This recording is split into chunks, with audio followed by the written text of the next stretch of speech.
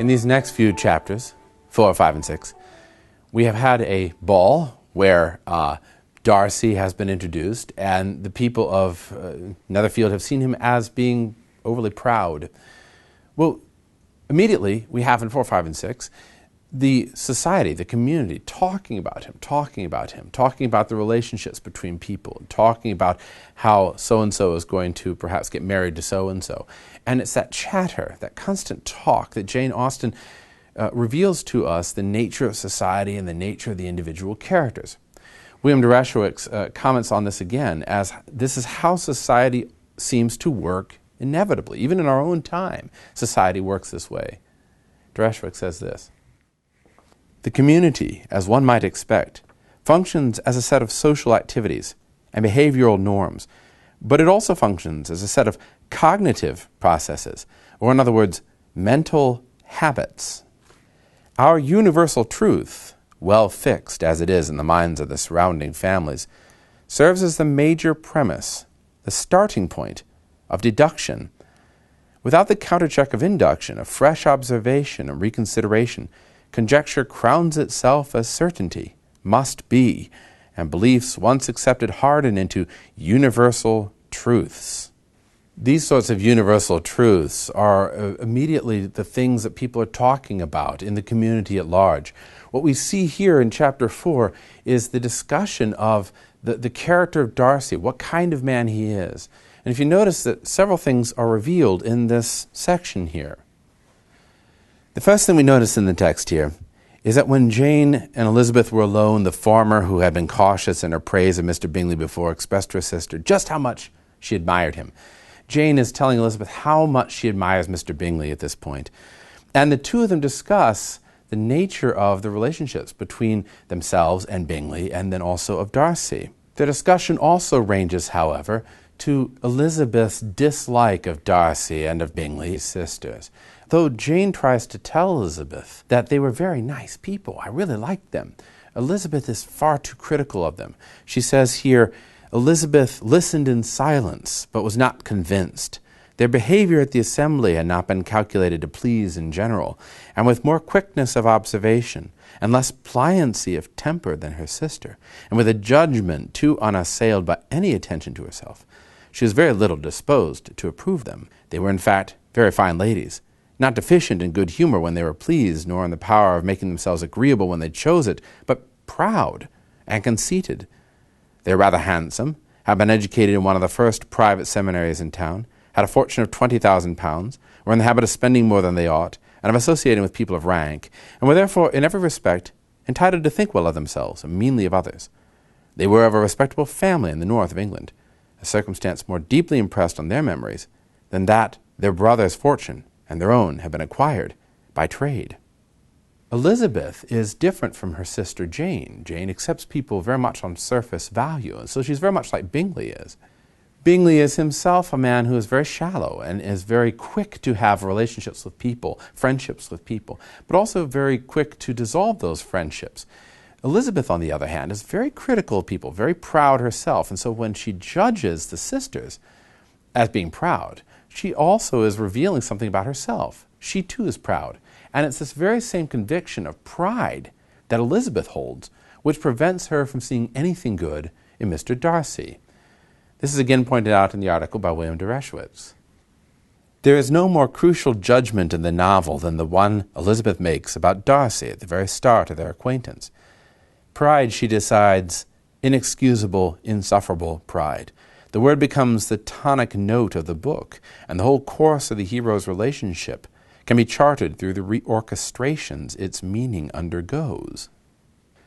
So Elizabeth, see, immediately thinks of Darcy as proud. Why proud? Because he has insulted her pride.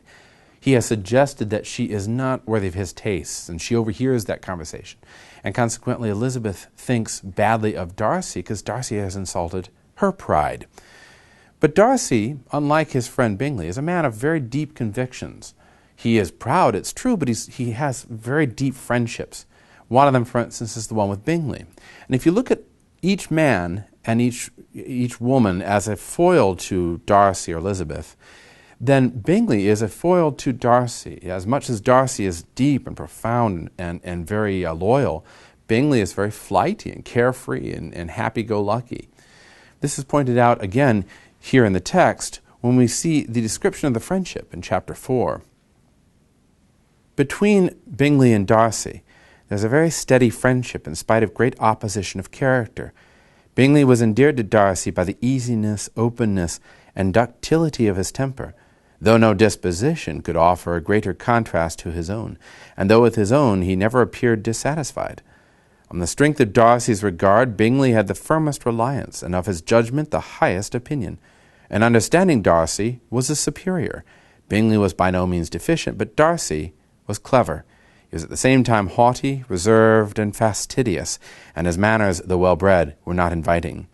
In that respect his friend had greatly the advantage. Bingley was sure of being liked wherever he appeared. Darcy was continually giving offence. Elizabeth C. is not far off in thinking of Darcy as proud, and yet her prejudice against him keeps her from seeing the good things about him. And it's this very thing that seems to make her imprisoned in that whole sense, the communal sense, that she thinks, just like everybody else, that Darcy is simply a proud, wealthy man, and that's never going to change. This will make her more and more bitter as the story goes on. But if we see in her something that perhaps we object to, we have to be aware of the fact that she's not alone in this way of behaving. Part of what Jane Austen possesses as a timelessness to her novels is that what she writes about is in her own society, but also in our society as well. What Elizabeth does is what everybody else seems to do. And again, Derashowitz seems to make this very clear in his article.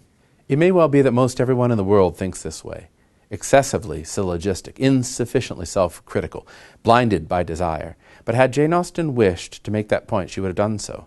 The point she does make is much more specific. Elizabeth is presented not as a typical person, but as a typical member of her community.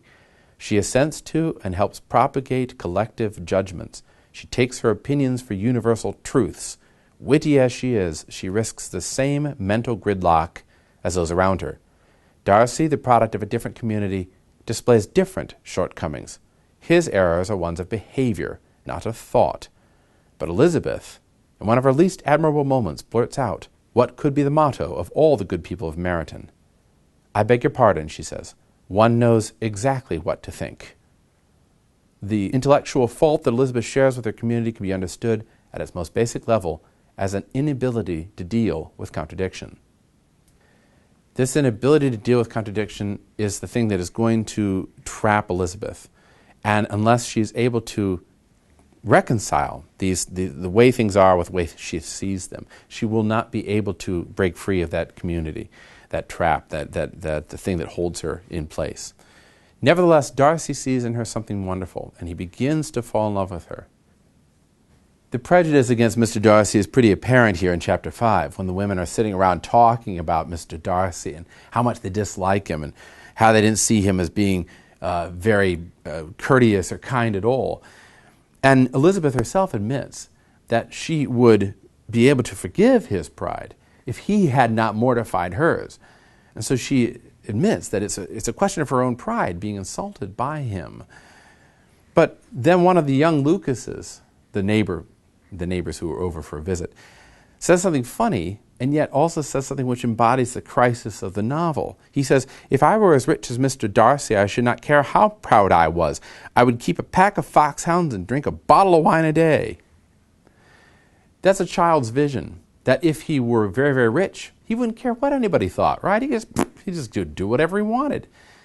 But that's kind of the crisis there. See, Darcy can't afford to do that. If he's going to live in human community, he can't afford to be a dragon. He can't afford to be like Mr. Bennet and just be proud and keep himself aloof from everybody else. It is by opening himself up to somebody else, being concerned about somebody else, caring for somebody else, that Mr. Darcy is going to be able to overcome this tendency towards pride that, as the young Lucas points out, would be what most people would do. We see in chapter 6, then, the beginnings of love for Elizabeth. And this love for Elizabeth is the thing that begins to open him up so that he's no longer as proud as he was at the beginning of the novel. What is the thing, though, that indicates that he's falling in love with her? What do we notice in the conversation with Miss Bingley, for instance, that he has seen about her? Notice that he comments on the eyes. Why the eyes? Why is it that aspect that he sees most readily in Elizabeth? And he begins to notice in her small things here and there that he really is attracted to. What is it that he notices about her? Do you notice in the text? And what would you conjecture would prevent him from just going and asking her to dance? What might hold him back? What if all his life he has been pursued by gold diggers? What might he be hesitant about?